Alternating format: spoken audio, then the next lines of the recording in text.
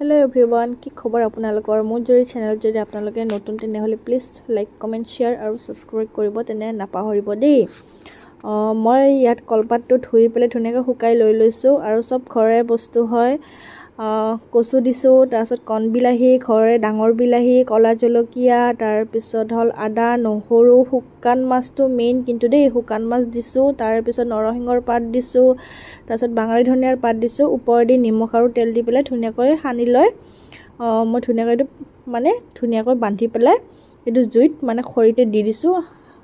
তাৰছত দি দিয়াৰ পিছত 10-15 মিনিট মান পিছতে মই এটো উলাই চাম হৈছে নে হোৱা নাই কিন্তু হৈ গৈছে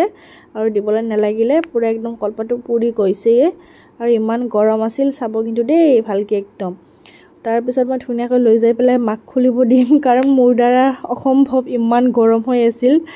মায়ে পুৰা একদম ফেনৰ তলত লৈ পেলাই খুলিছে এইটো